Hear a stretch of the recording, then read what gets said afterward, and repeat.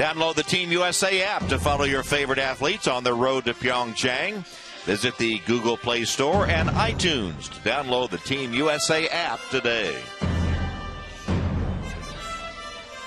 look at the Art Museum here in Milwaukee. We've been here a week and just under a week, and bitterly cold all week. They're used to it around here. Nancy Swiderpeltz Jr. is the leader.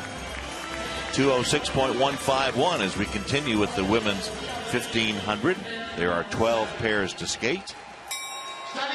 And coming up will be pair number 7 of 12. Rebecca Bradford Plath, 34 years old, from Apple Valley, Minnesota. A 2010 Olympian in the 1,000 meters.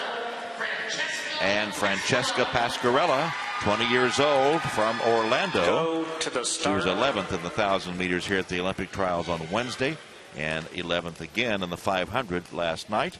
Another former inline skater and a world champion in that sport.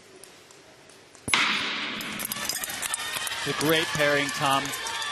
Rebecca Bradford Plath skated really the race of a life to put her onto the 2010 team. She fell, and at those trials they were given a reskate. So if you fall, the U.S. still wants to have the best skaters at the Olympics. So she was given a reskate, and she came back and skated a faster time than she had ever done in her entire life. That almost never happens. Well, she's looking to return to the Olympics. Well, I'll tell you what both these skaters are going to have to do. We've talked about that ISU qualifying time. Neither of these skaters have done that time. The time required in this race is a 1:59.50, and it has to be done by today. So for these skaters to do this, they have to start on at least a 29.5-second lap. If I was their coach, I would say you go out there and you go like a bat out of you-know-where, and you hang on. And if it doesn't happen, it doesn't happen. But if you don't go for it, it will absolutely not be possible.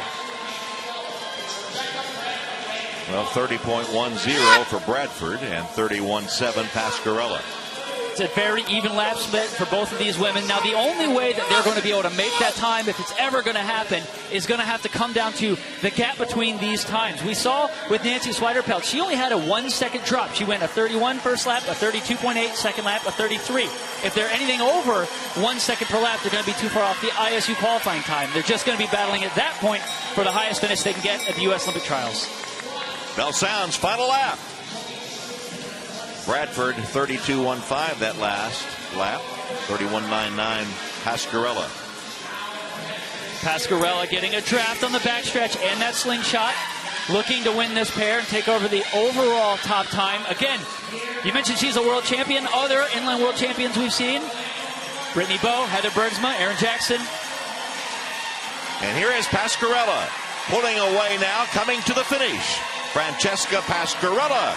She'll cross the line in first place at 2:03.35. She got first place by a wide margin, and she will be the new leader and the one to catch. Franchesca Pasquarella should feel thrilled with that performance. Only 1 second off her personal best from Salt Lake City. So there are the updated standings. Pasquarella now is in front.